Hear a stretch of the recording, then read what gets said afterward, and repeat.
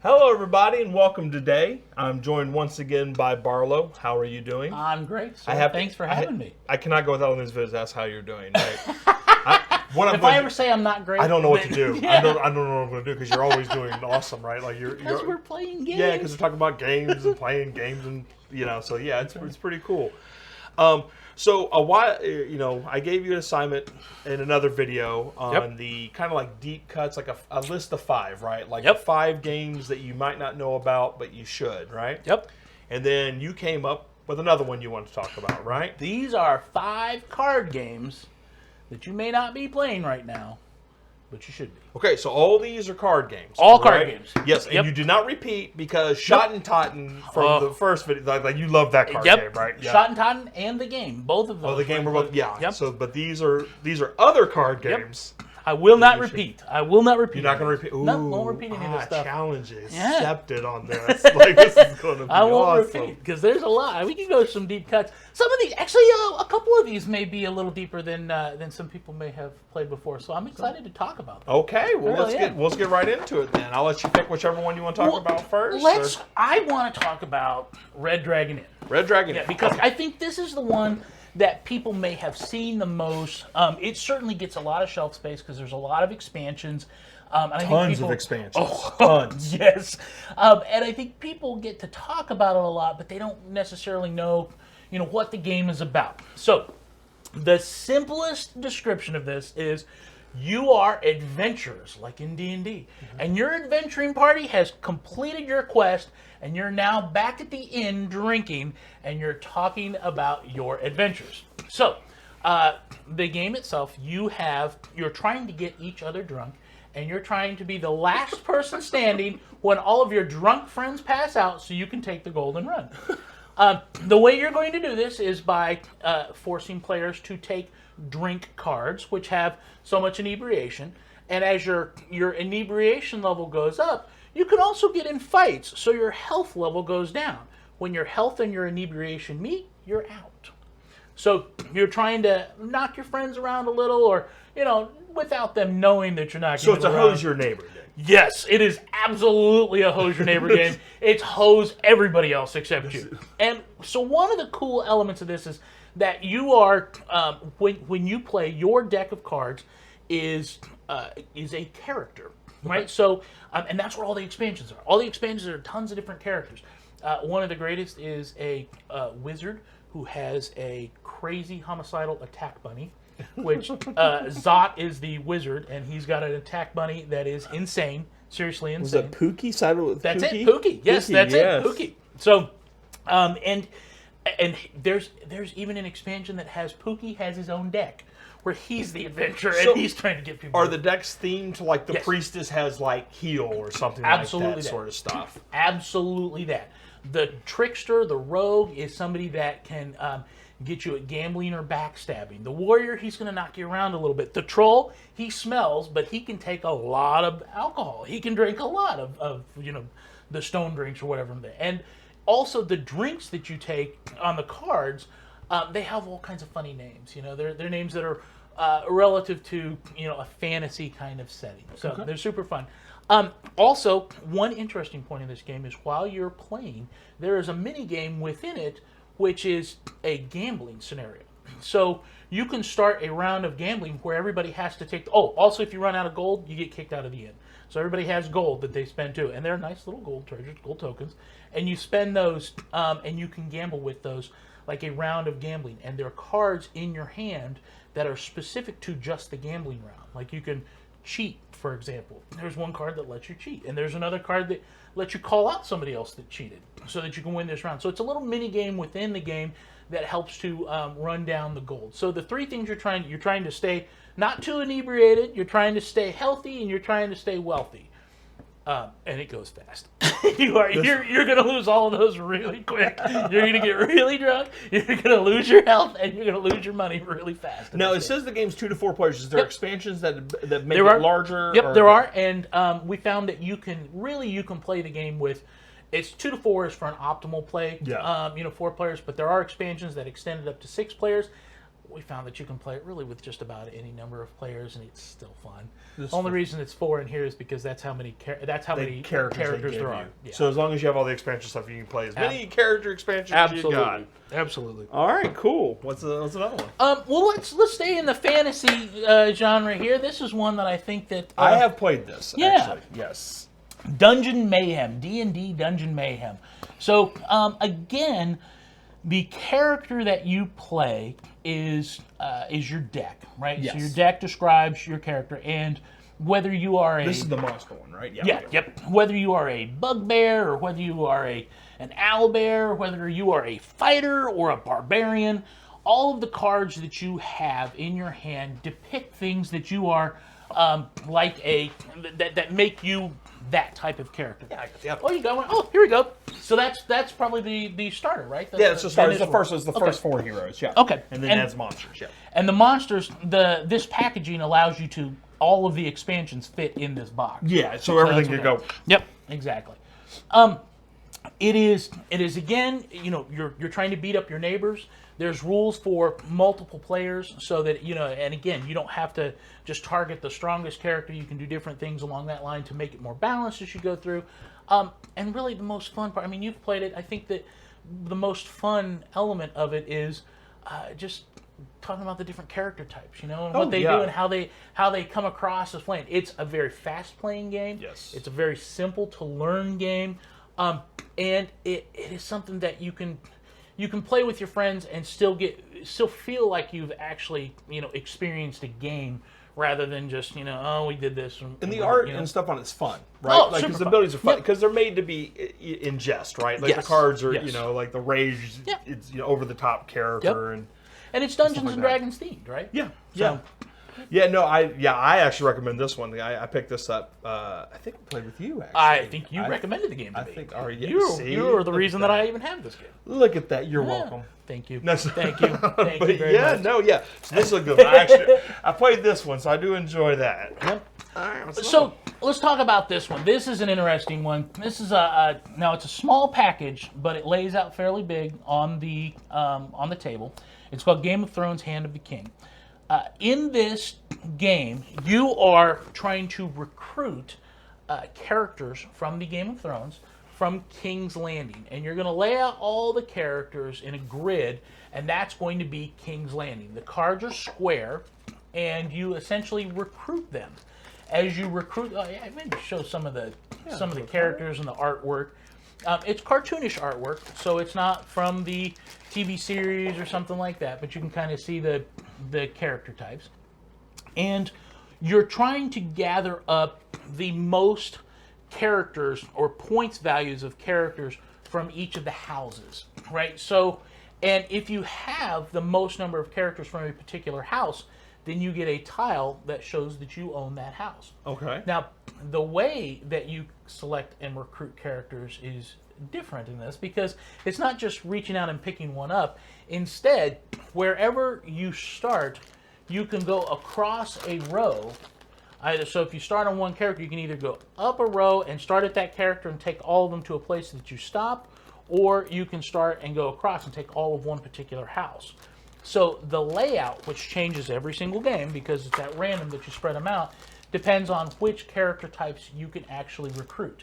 And as they go in front of you, of course, as you might expect, as the King's Landing ends up becoming more and more sparse, there are some cards that you end up not being able to get to any longer. They're essentially out of play. So there's a lot of thought around that. There's a lot of thought around how am I going to take the most, and how am I going to set up the table so that I can't leave my opponent with a good next round, especially something that matches the cards in their play area, their houses. So, great game, super fun. Again, it meets my criteria because you can play up to 4 players, and it's a fast playing game. But this one is more of a thinker, really, than some of the others because there's, even though it seems simple, there's a lot more strategy to this. And after you get one game under your belt, you'll immediately understand what that means. and you'll want to play again right away. And it's also one of those travel games, right? Yep, super easy. It's carried around. It Yep. says 14 and over on this, but it plays in 15, 30 minutes, Yep. 2 to 4 players. Yeah, so but you toss it in your bag if you're on a trip, right? That's right. Play with some friends. And if you like Game of Thrones, I mean, it's perfect, sample That's stuff. good. It's got some unique art. It almost looks like Samurai Jack. Yes, right? yes. That's what the art looks like. Yeah, on it, exactly. So this one, I don't think this is a deep cut. I think this is one that a lot of people have seen. I think it's fairly But it's popular so out there. good. It is super You fun. should be playing this game. It is super fun. And really, it's the reason I like it so much is, well, number one, it's fun and fast play, but it is super cute.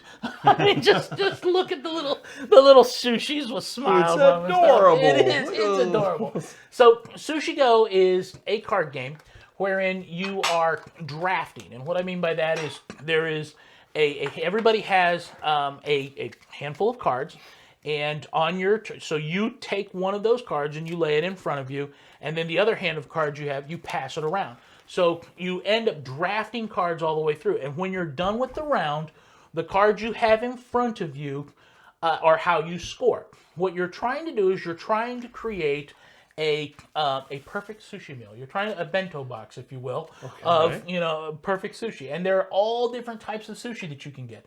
The points and all the cards score differently. So, for example, some of the little cards here that have the rolls on them, like this one, the ones with 3 at the top score more than the ones with 1 or 2 at the top. And at the end, you count, and it shows at the bottom of the card how you score each of them.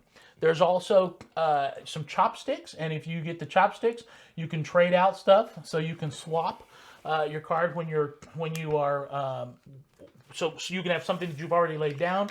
You can swap it out for a different card because you've got the chopsticks in there, so that your draft changes up a little bit. Super fast playing game. Super fun, and again, the way that you can make this game go a little longer is by a certain number of rounds. So, and they recommend a number of rounds, based on the number of players, and I think just this core, simple box is up to 5 players. That's what it says on the thing, yeah. 5. So 5 players, and you can play through. Super adorable, super fun. There's definitely a critical element of thinking, and this is not like some of the other Hose Your Neighbor games. But there is definitely that element of it, because if you see that your opponent is building up the yellow sushi and you know that they have to get to a specific number, you can maybe take away one of the cards or just leave them with the cards that's going to tempt them to go over that number. If you know, so knowing what are in the hands that you've passed, memorizing the cards that you've already looked at, that you've drafted from, those are all elements of this gameplay. And it has elements of like memory. It's got elements of, obviously any kind of drafting game, and it scores all differently. So it's just a super fun game. Just something really fun. It says 8 and over, and then it actually has on the back here that kids learn strategy and probability. So it tells you, like, if you have children that want to play the core mechanics that your kid will learn playing this game. Yep. And Game Right is the company that does that. I think Game Right is known for a lot of family-friendly and learning type games, and this absolutely falls to them. But I gotta tell you too, it's great for adults too. It's just super fun. It's another quick pack game too, right? Toss it in the bag, Yes, sir. go. Yes, sir. All right, man. So the last one you got here. So I didn't mean this to be a quick pack game, but this is called Ascension, and Ascension is a deck building game. So we haven't really talked about deck building games.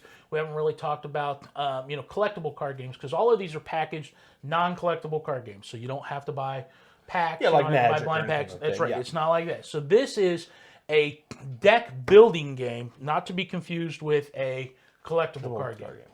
In a deck building game, you have a starting deck of cards, and you are either fighting bad guys, or you are recruiting good guys, or you're doing actions, and doing that builds up your deck to make you more powerful to be able to take down bigger bad guys and recruit more powerful heroes and do those things. That's what we mean by a deck building game. Ascension was one of the first competitive deck building games out there after there's a number of them. I think Dominion is one that was first. There's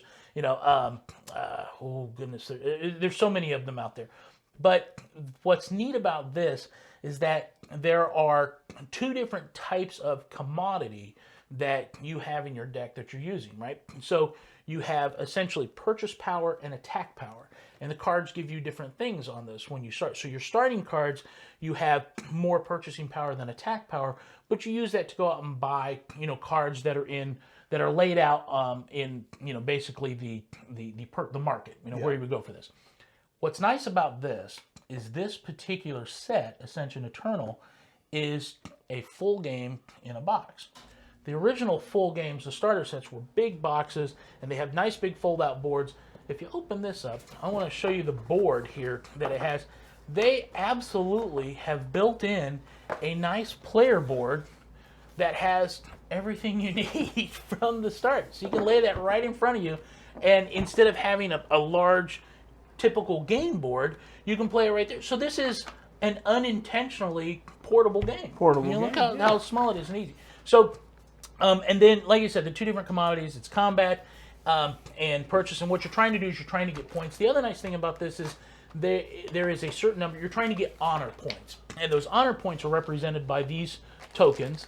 And you start off with a defined number that are available. And so instead of, having to keep count of that, there's a pool. And once that pool is diminished, then the game is over. You count up your honor points. You can get honor on cards. So there's honor points that are on cards that are in your deck. Those are the ones you want to purchase. And then you can also get honor from the points, the little tokens that as you win or as you defeat enemies. So, Okay. Super fun game. Again, for a deck building game, Ascension is a wonderful kickoff point to learn how to play deck building games. So you can get this one and then kick into the bigger. This is bigger boxes, right? Yeah, and all the bigger boxes is just more cards, so you can have more players. I mean, and even the starter, really everything that's in the starter box, it's the same number of in one of those big starter boxes, same number of cards. It's just a bigger playmat. Right, so it's just a player board. That's the only thing that's different. This is absolutely a full starter set, and there's been several different, I guess you can call them seasons, but they're different versions, and each one it just has a new narrative with it, right? Okay. So the first one was very basic, and then after it they started having different narrative storylines, and the cards kind of tell that narrative as you go through it. Okay, well, awesome, man. I appreciate it. And if you've not played a deck building game before, or if you've not heard of that terminology, and immediately like I did when I first heard of deck building, I thought, oh great, Magic the Gathering, I have to build a deck from collectible cards. No, that's not what this is about at all. Ascension is a great place to start with deck building. Okay. Well, cool. Well, I appreciate it. Thank you. And I cannot wait for the next top 5, whatever. My new it's not really a assignment. top 5. It's just 5, right? Yeah. Because we don't rank them. Right. Because Shot and Tot would be number 1, right? Well, I mean, for card games, you love that game. I do love, but it's not D&D, it's not Lord of the Rings miniatures. Well, we got it. You have that shirt that says RPG. We got it. That's right. You D&D guy. All right. If you want to pick up any of these games, please check your friendly local game store first. And if they don't have it, you're welcome to check out Guardtower.com. I'll leave the link in the description below. Also, please, if you enjoy this video, leave a like and subscribe. It genuinely does help and support the channel that we're trying to grow, and we really are grateful for it. Barlow, thank you so much. I appreciate it. And y'all have a wonderful one now. We'll see you around. Bye, guys.